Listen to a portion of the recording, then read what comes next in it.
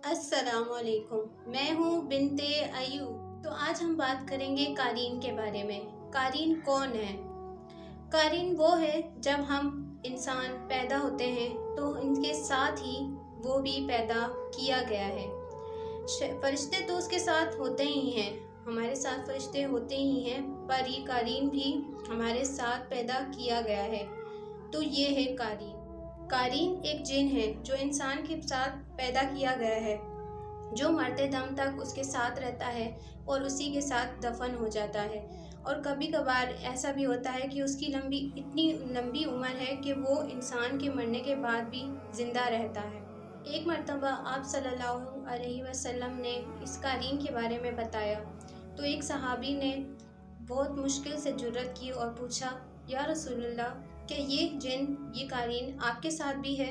तो नबी सल्लल्लाहु अलैहि वसल्लम ने फरमाया, हाँ मेरे साथ भी है, पर अल्लाह पाक ने इस पर मेरी मदद फरमाई है, तो ये भी अब मुसलमान हो गया है। क्योंकि आप सल्लल्लाहु अलैहि वसल्लम अल्लाह के रसूल थे तो उन्होंने उसे भी कायल कर लिया। बहरहाल इसकी शक्ल हमारी तरह ही होती है।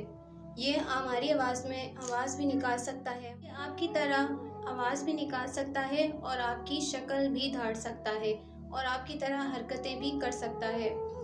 ये आपको सिर्फ गुनाहों की तरफ ही राग़िब करेगा और आपके दिल और दिमाग में वसवसे बुरे कामों की तरफ ही डालेगा, जिससे हम सूरह नास में पनाह मांगते हैं अल्लाह पाक से कि इस जिन से हमें पनाह दी जाए। और यही वो जिन है जो आपको बुरे कामों की तरफ लेकर जाता है और मुख्तलिफ़ तरीक़ों से आपको नुकसान भी पहुंचाता है।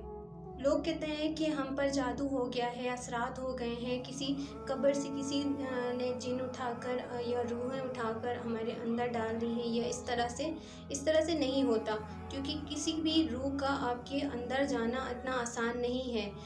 या अगर आप उल्टे सीधे काम करते हैं तो तभी आपका जो जिन है, आपके साथ पैदा किया गया जो कारीन है, वो ताकतवर हो जाता है। सिर्फ दो ऐसे मौके होते हैं कि बाहर का जिन, आपके जो रूह होती है आपके अंदर जा सकती है, तो वो सिर्फ दो तरीके ऐसे हैं जिसमें आप अपने से खुशी के मारे बेकाबू हो जाते हैं, दीवाने हो जाते हैं। उस सूरत में बाहर का जिन आपके अंदर जा सकता है। और दूसरी सूरत ये है कि जब आप बहुत ज़्यादा गमगीन हो जाते हैं, बहुत ज़्यादा रोते हैं और अपने आप को डिप्रेशन में ले जाते हैं और अकेला महसूस करते हैं, उस सूरत में जिन आप पे जो है कारीन ज़्यादा हावी हो जाता है। और जो कारीन है वो आपके साथ साथ ही रहता है। जब इंसान को दफनाया जाता है, जब इंसान वफ़ात पा जाता है, तो वो भी उसके साथ दफन हो जाता है और बाज़ औक़ात नहीं भी होता, क्योंकि जो हिंदू हैं वो मुर्दे को जलाते हैं और जब वो मुर्दे को जलाते हैं तो वो उसका जो कारीन होता है वो और ताकतवर हो जाता है, क्योंकि जो जिन है वो आग से बने गए हैं। तो जब मुर्दे को जलाया जाता है तो उनका कारीन जो है वो और ताकतवर हो जाता है। और क़यामत के रोज़ यही आपका बंदे का हमनशीन कहेगा अल्लाह से कि ए मेरे रब, मैंने इसे गुमराह नहीं किया बल्कि ये खुद ही हो गया। यानी वो बिल्कुल मासूम बन जाएगा क़यामत के दिन और कहेगा कि मैंने तो इसे सिर्फ एक आइडिया देता था तो ये उस पर अमल करता था। क्योंकि कारीन का जो है हम पर कोई बस नहीं चलता, वो सिर्फ आपको वसवसे डालता है और बुरे कामों की तरफ लेकर जाता है। ये आपकी ज़िम्मेदारी है कि आप उस वसवसों पे गौर करें और वो गुनाह करें जो वो आपसे करने को कह रहा है, तो फिर वो आपकी ज़िम्मेदारी है, आपने उससे बचना है। अगर तो आप इसके वसवसों में आकर गुनाह करते हैं तो ये और ताकतवर हो जाएगा, और अगर आप इसके वसवसे से बचते हैं तो ये कमज़ोर हो जाएगा, और ये आपकी ज़िम्मेदारी है कि इसको आप कमज़ोर करें या ताकतवर। इब्ने सईद रज़ी अल्लाह ताला अन्हा के बारे में आता है सही रिवायत में कि एक मर्तबा उन्होंने अपने सामने कारीन को देखा और वो बड़े हैरान हुए और पूछा कि तुम कौन हो? तो कारीन ने कहा कि मैं आपका हमनशीन हूँ। और पूछा कि तुम इतने कमज़ोर क्यों हो? तो कारीन ने कहा कि मैं आपकी आमाल की वजह से कमज़ोर हूँ, आपके आमाल हैं जिसने मुझे कमज़ोर कर दिया है। तो हमें देखना चाहिए कि हम जो अमाल करते हैं कौन से करते हैं, कौन से नहीं, क्योंकि कौन से अमाल है जो कारीन को कमज़ोर बनाते हैं और उसको ताकतवर बनाते हैं। तो हमें ख्याल रखना चाहिए कि इसकी खुराक क्या है, कि ये कैसे ताकतवर होता है और इसको कैसे कमज़ोर किया जाए। ऐसे कौन से अमाल हैं जो हम करेंगे तो ये कमज़ोर हो जाएगा। آپ صلی اللہ علیہ وآلہ وسلم نے فرمایا کہ کھانا الٹے ہاتھ سے مت کھانا، کیونکہ وہ شیطان کھاتا ہے۔ ہمیں سیدھے ہاتھ سے کھانا چاہیے اور بسم اللہ پڑھ کر کھانا چاہیے اور دعا پڑھ کر غسل خانے میں جانا چاہیے اور الٹے پاؤں رکھ کر جانا چاہیے، اور پانی پیتے وقت بیٹھ کر پینا چاہیے اور بسم اللہ کر کے پینا چاہیے، اور جب کپڑے ہم تبدیل کرتے ہیں تو سیدھا ہاتھ پہلے ڈالنا چاہیے۔ تو یہ چھوٹی چھوٹی چیزیں جن کو ہم بہت زیادہ اگنور کر دیتے ہیں اور اس کو اتنا نظر انداز کرتے ہیں اور اتنا اس کو عام سمجھ لیتے ہیں کہ یہ تو کوئی چیز ہی نہیں، پر یہ بہت اہمیت رکھتا ہے۔ یہ شیطان کو اور قارئین کو کمزور کرنے میں بہت اہمیت رکھتا ہے۔ ان اعمال کی وجہ سے ہی وہ شیطان آپ پہ حاوی نہیں ہوتا۔ اگر آپ الٹے سیدھے کام کریں گے، ایسی چیزیں دیکھیں گے جو نہیں دیکھنی چاہیے، تو اس سے اس کو خوراک ملے گی، اور سب سے بڑی خوراک اس کی موسیقی ہے، سانگس ہیں۔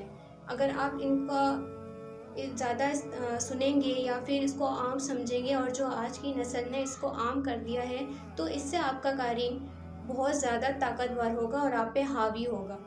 آپ صلی اللہ علیہ وسلم جانتے تھے کہ شیطان کا اور جو قارئین ہیں، جو جنات ہیں، ان کا افیکٹ کیسے ڈیکریز کرنا ہے۔